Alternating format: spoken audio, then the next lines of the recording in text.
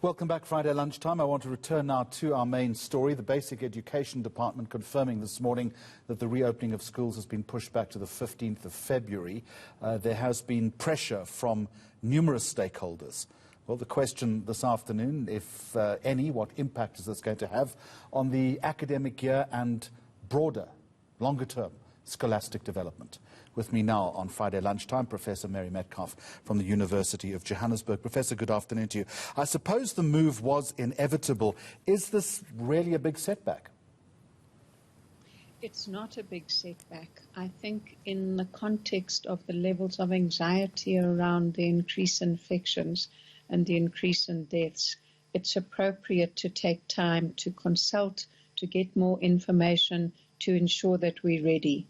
It's not a setback because we know that the catch-up of lost learning time is not going to be done in 2021 alone, that it's going to take several years. So this pandemic is international. Many countries are struggling with issues of opening schools.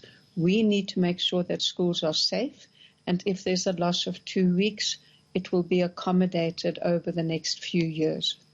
Professor Metcalf, there's been so much upheaval, not only this latest development, but throughout the course of 2020. What longer-term impact do you think this is having on education? It's a very good question, and thank you, Jeremy, because I think people underestimate how disruptive it is for learners to not only be out of school for lengthy periods, but also to be in school one day or week and out of school one day or 1 week. There's an attitude of a relationship to institutional life and its routines that easily becomes destabilized.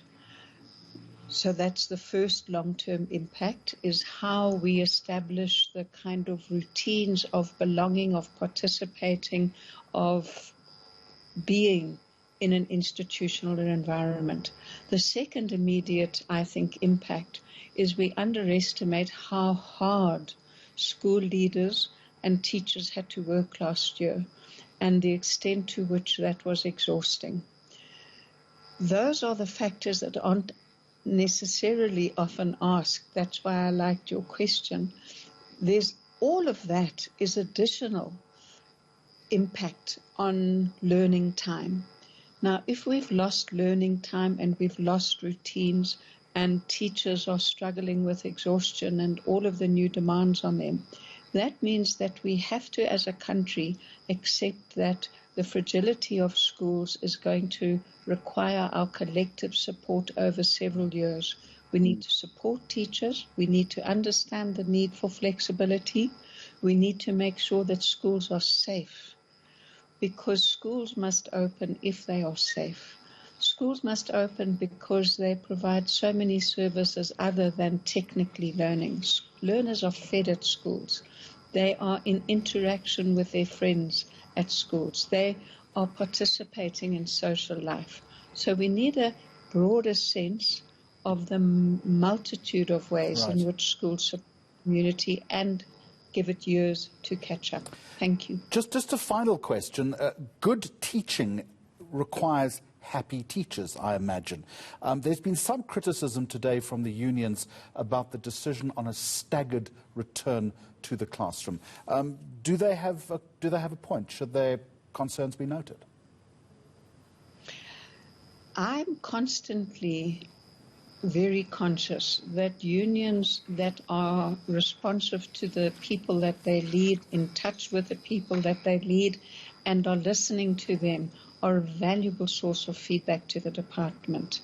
I think we have 2 weeks now to listen much more carefully to what the teacher associations and the school governing bodies associations are saying, and to find solutions which mean that schools are confident and supported.